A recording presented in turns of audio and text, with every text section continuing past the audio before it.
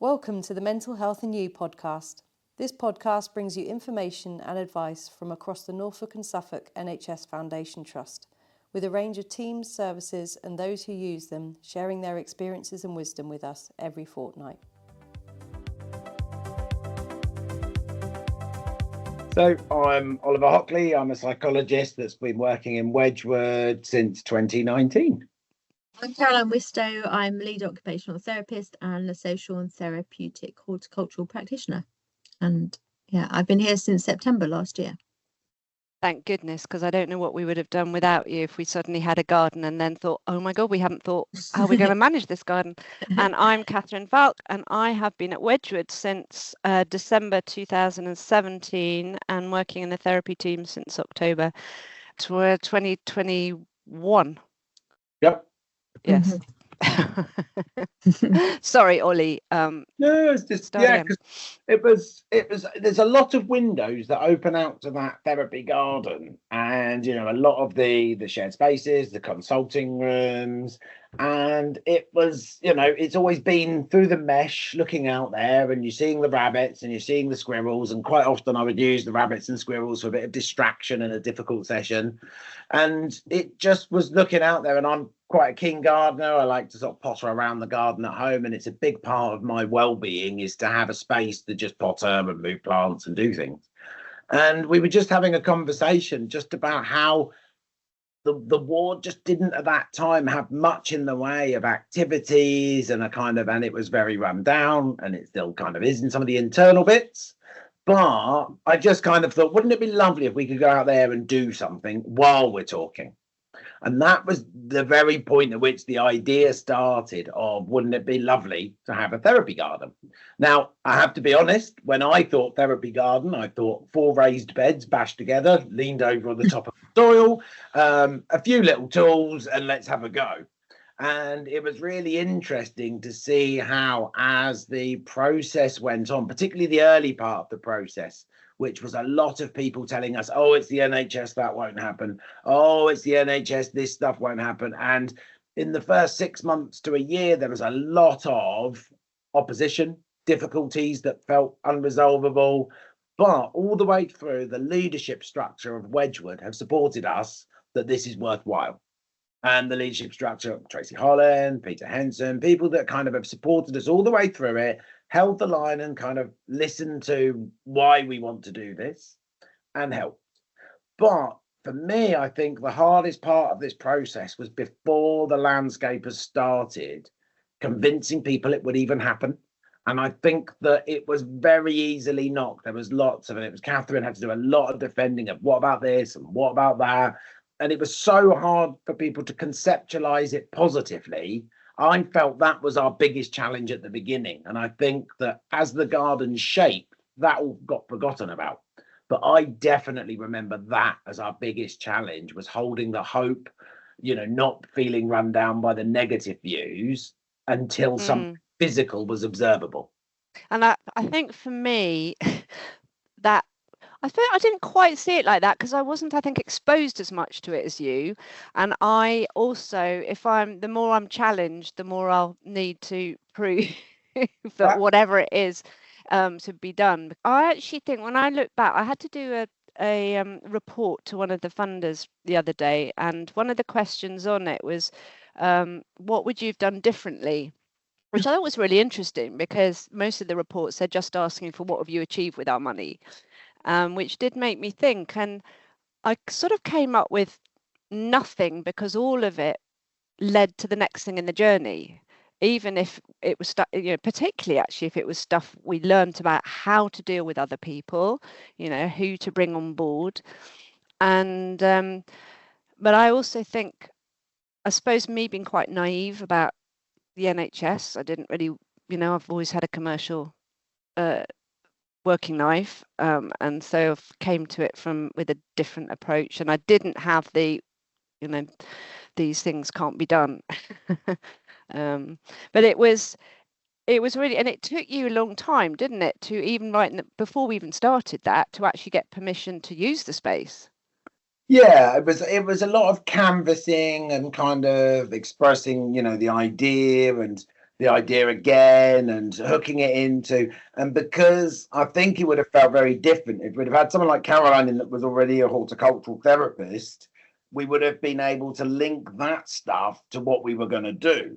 But I think as a psychologist, I knew activity was important. I knew that we didn't have much space. We've got a few rooms that are for activities. And that was it. Very much felt like it will be helpful. It will be a positive experience and it will help people. I know that my mental health is improved by gardening. So I kind of projected that onto many others. The thing that I've discovered as I've been along the way of this journey is just how many opportunities there are for therapeutic engagement and change wrapped up in a garden. And I have been blown away by what I thought of as just a bit of pottering will be kind of a nice, pleasant activity, is seeing the cohesion of the groups, the discussions, the ownership of that garden now by the patients, the kind of the commitment to do. And the bit I think that I see as most positive is the Wednesday afternoon group that is a drop-in group for anyone that's been through Wedgwood system or kind of having their own difficulties, has become a really positive, looked forward to experience. And it helps us challenge that kind of step down process. We know the most risky time after an admission is the first week. Well, if we know that someone can drop back in and see us halfway through that week, it adds a level of safety that the patient doesn't feel like they're forgotten about and Wedgwood is done with them. It's an ongoing experience. And I am so pleased that we have that opportunity and we have that space to allow that. And it's a space that is come and sit in a bench and watch. It is come and do watering only, or it's come and get stuck in with a spade. It's there for all people. So that's been the thing that I've most been surprised by, is knowing it was going to be positive, but just how positive it could be for how many people. Yeah, I think if I'd been involved in a little bit earlier, I could have thrown hundreds of research papers at you. You know, the King's Fund 2016. You know, the health gardens and health. You know, that NHS King's Fund published that back then.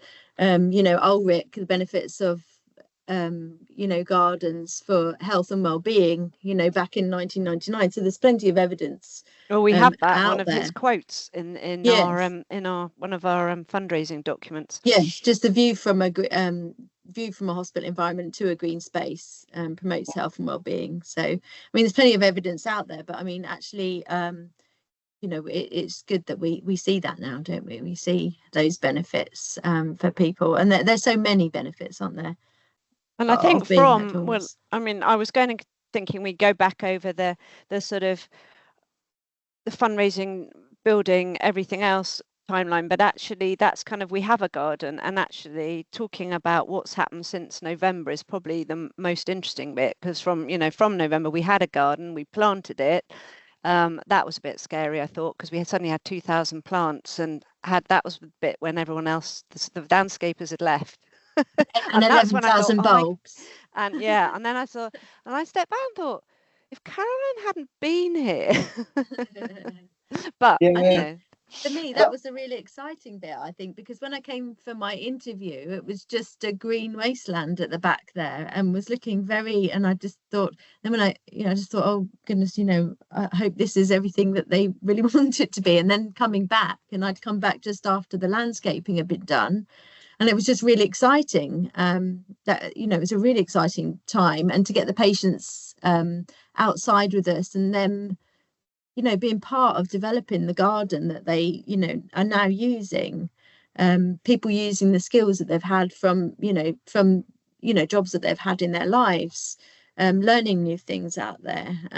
It was a really exciting time to get it all in the ground, I think, for me. And the surprise, I just really hold on to a couple of patients, particularly the surprise of, you know, no, that's not really my thing, but all right, I'll come and give you a hand, and actually going, oh, this has made me feel so much better. Can I come out tomorrow? Can I do more? Yes, please. And you know, that's just lovely. And there was somebody particular who said, well, there's nothing I can do. Shall I just water something? And then half an hour later was moving some plants from one area of the garden to another, and judging how deep they needed to be in the soil. And actually telling somebody else who just joined about, what we were doing and how they, how they could help. And it was just great. I think that it's a great level of a garden. Everybody that walks into that garden is an equal. They're all gardeners, and they're all there to kind of enjoy that space and do that space.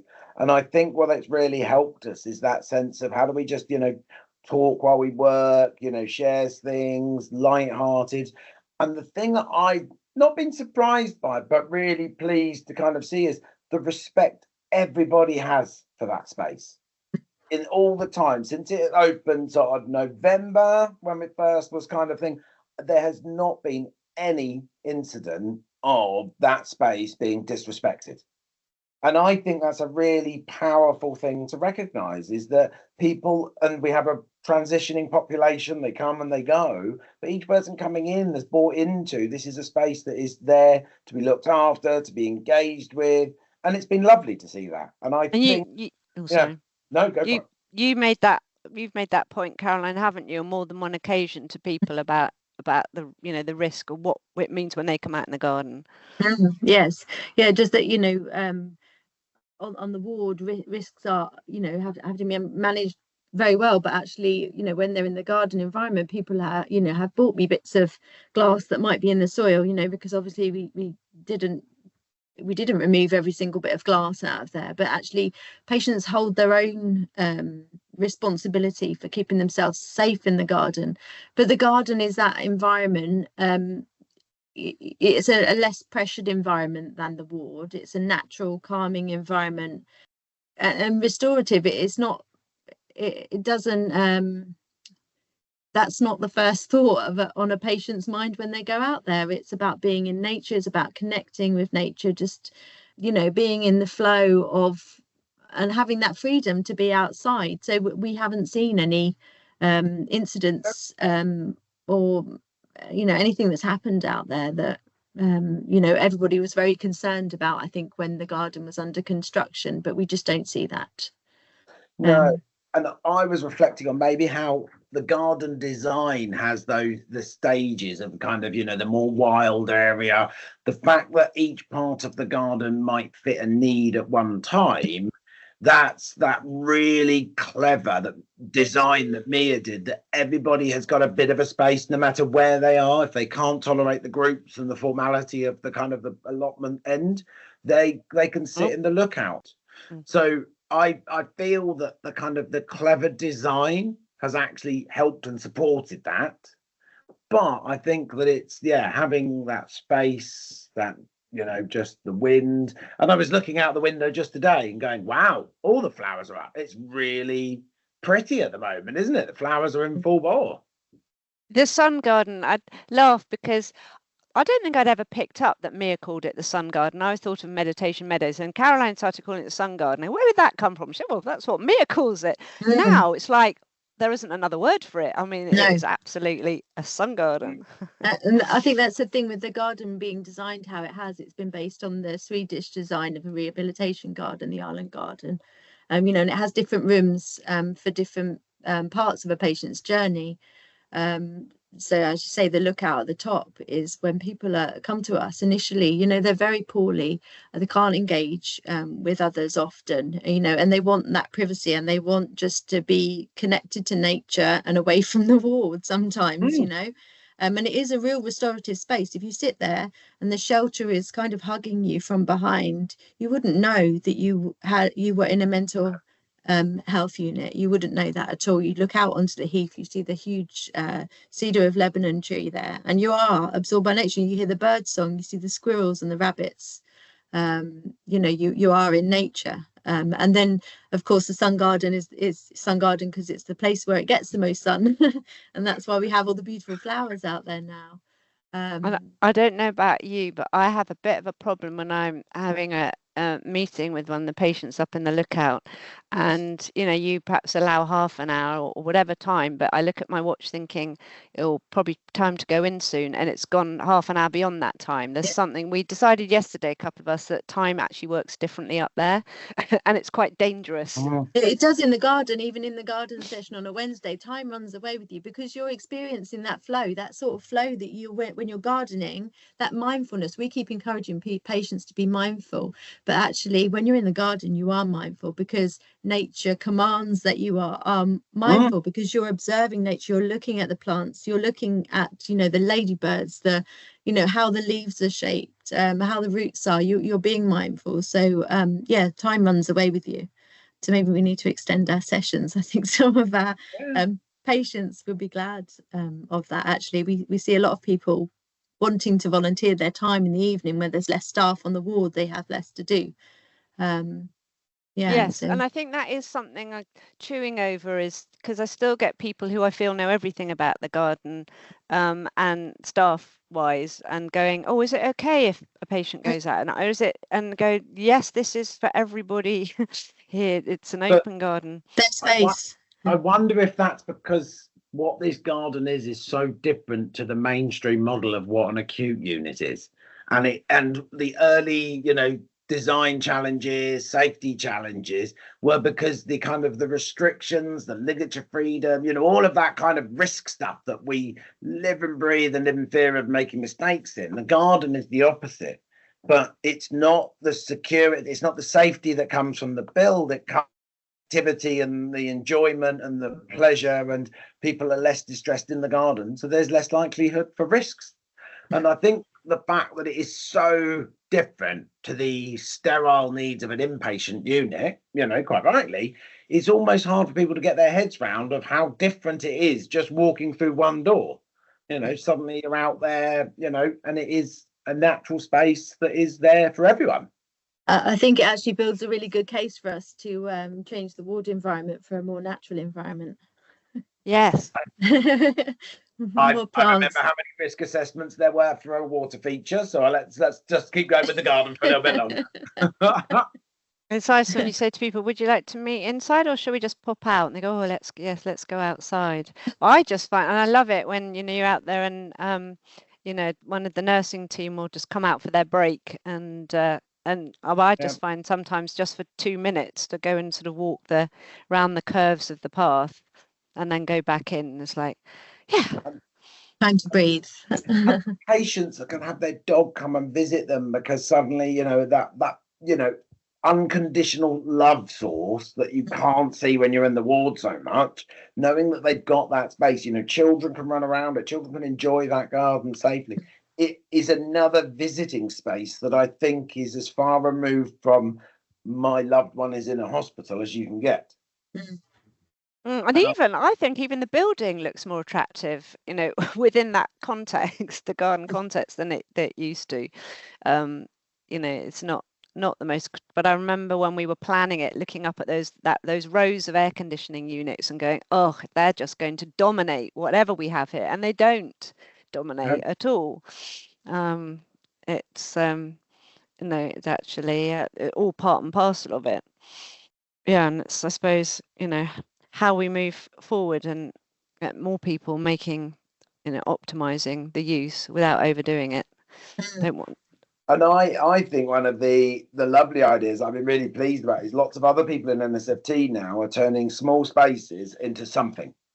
And it's that acknowledgement that it might not be, because we've got a very long, thin garden that needed adapting. You might have a short, stubby garden. You might have a huge space and you're just turning a bit of it. But people are seeing that you can be creative with space, use it as part of your community or inpatient service, and it naturally develops. And I think that's the bit that I'm, that's almost the legacy of what this garden has done, is reminded people of the value of gardens, the value of outdoor space, and how it helps people's mental health. And I think that and the wildlife and gardening focused groups. So we've had people coming in running groups. We've had, the Wildlife Trust. We've had other, people that work in the teams to running groups. And it's almost a springboard for further interests. You know, the hedgehog house building was a real great success, and it was because it linked both the garden and people's love of hedgehogs. So for me, it's what more it opens up to. And the the opportunity to come back and volunteer and be involved, or just come and walk through once people have been discharged, because as we know, that can be quite a such a leap. But actually, we'll come back next Wednesday and volunteer or whenever it might be. And we know some very unexpected people who said that's what they wanted to do, which you'd never have thought of before the garden was here to come and join in and volunteer. Yeah, and what the future might bring, who knows? But well, it will definitely bring lots of flowers, and I was looking forward to, because next year, well, with the greenhouse is now in place, so we're going to get the early seeds in. So we might have, the flower borders that are maintained by estates might be populated with more flowers. The wards might be able to do some cut flowers or some flowers in some pots and kind of have that, and actually bring the garden in as well. The courtyard could do with some planting up, and as long as they're edibles and we can have something nice in there, we can now spread the positives that the garden brings into many other domains. And I'm really excited to see the fact that we do some work with people and they can take home their plants. You've been growing it with you in hospital, well, carry on looking after it when you go home. And I think that was really lovely, actually. I mean, that's been really nice for people that have started, patient recently started to grow their seeds with us, put them in the greenhouse, the joy of seeing the seedlings shoot, and then giving them to us. And then when it was time for them to be discharged, took some home with us, and just that they would remember us when their flowers were growing and blooming, ours would be blooming at the same time, and just still having that connection with us. That's quite powerful, really. And I think the garden group sessions, it's not just about getting out there and gardening or there's passive engagement. Just being out in the space is another thing, isn't it? You don't have to be actively engaged, but just sitting outside in the environment, and the opportunities for connecting with connecting with other people. For a lot of our patients, might have been socially isolated, experienced stigma, exclusion. So the opportunity to build their communication skills, which happens in these groups that we have on a Wednesday afternoon. There's so much more, isn't there? I was laughing at myself when you were talking about people. You don't have to be engaged, and I do check myself, because I kind of want to go, you can't just come out when it's tea and cake time. But actually, how lovely that you want to come out. That's really nice. I think all those things that are taught, with the gardening activities that we do, there are so many other things, so much other value to those sessions. Like with the sowing seeds we've done, like with some of the planting we've done, there's the patience that it teaches people, the problem solving that we have to work through. So many of our bulbs were taken by the squirrels, weren't they? And so we had to problem solve to sort of work around the squirrels jumping up and over the fence. But we done that together with patients, didn't we? So that's sort of about building resilience, isn't it? In people, and because nature's not perfect, life is not perfect, and there's so many metaphors, isn't there? For everything we do in the garden. Just going to mention how it's almost a kind of a brilliant springboard into any metaphors, because you've got the natural cycles, you've got the effort that you put in, and sometimes things can happen. There's the squirrels that are outside of all of our control that we have to sort of live with, but then there's other challenges that we can manage. I think that it gives that, and the bit that I think those metaphors do is people can have a conversation about the garden, and neither of them need to mention their own mental health. No. And therefore you can bond and resonate with people that you might have no other shared interest with. Your lives would never have overlapped unless you both needed a Wedgwood bed at the same time. And you can find that shared conversation. You can enjoy the squirrel on the garden. You can see the flowers and talk about things, and that allows people to bond and support each other in a way that I don't think you could if you didn't have that space.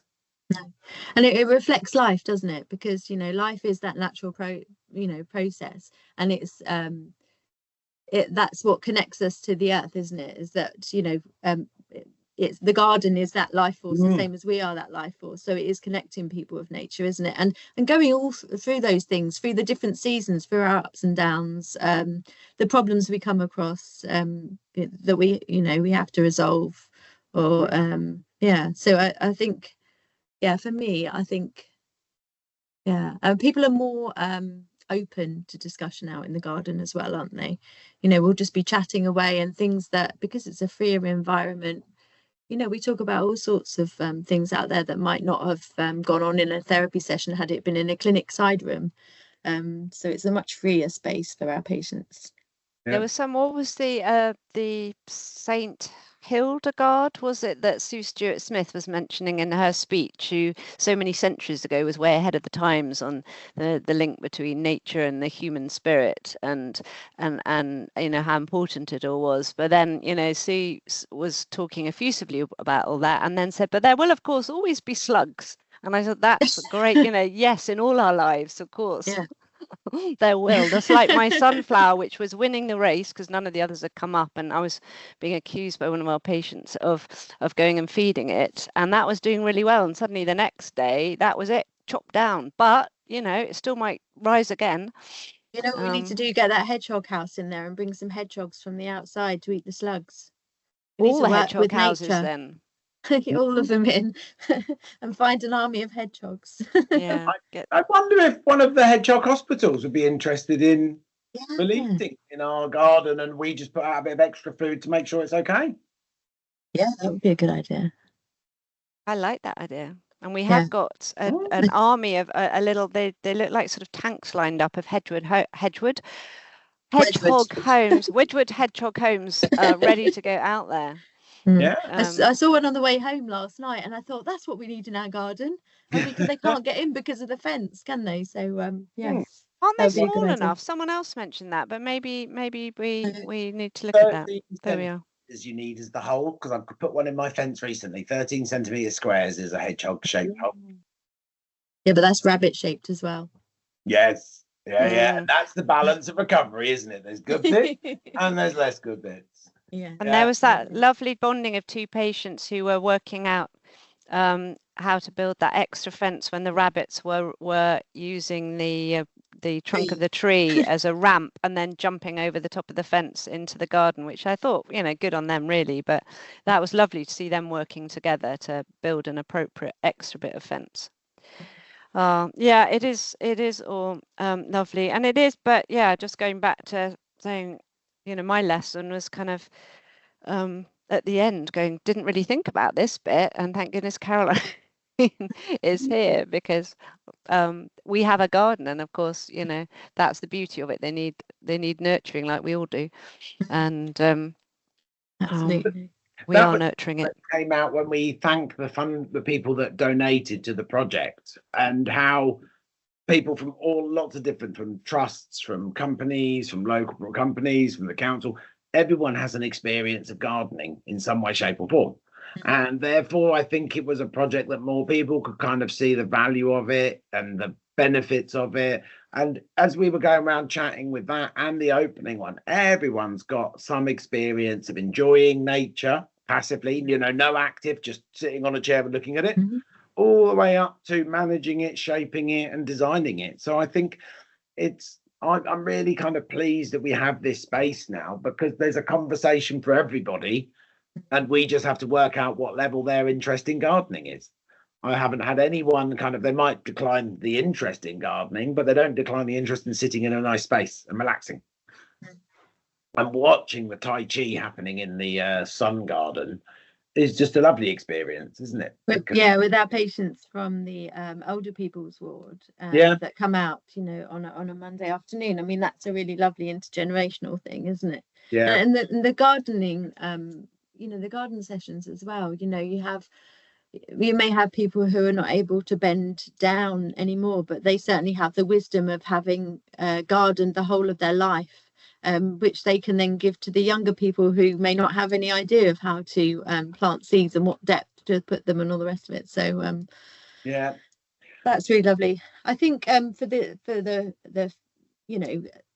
thing that I'm thinking for the garden going forward, it's been really lovely to have those community partners who came to our opening event back in November time, but really it's been really valuable for patients, and more recently we've seen people from Mind, regular volunteer, come in and chat to our patients. And I think what's really important is that they have a link with a community partner.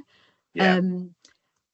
And so, because sometimes if you've been socially isolated, you've not been involved with other people, it's really difficult to make that initial step. So having those volunteers and community agencies coming in and being part of that group, it makes that next step far less intimidating or scary. And they have a familiar face, don't they, to meet up with when they go there. And that's like a continuity of care as well. And I think sometimes, maybe previously once people are discharged, sadly, we don't have the opportunity to follow up. But, it's like passing on our care to the next person. So, but they don't feel, it continues.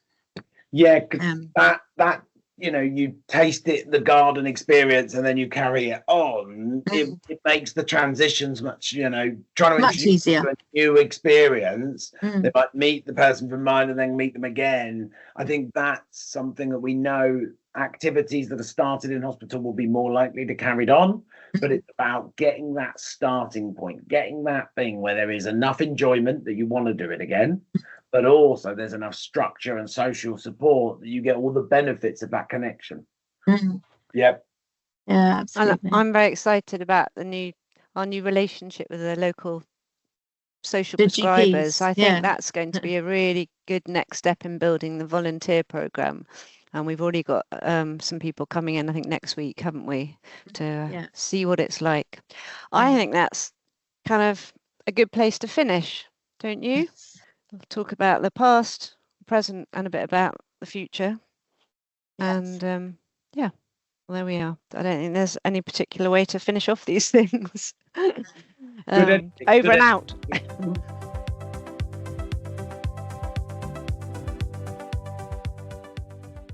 Thanks for listening. Please subscribe to make sure you don't miss a future episode. Let us know what you thought of this episode by reaching out on social media. If you haven't already, listen back to previous episodes to hear some of the best mental health advice for you.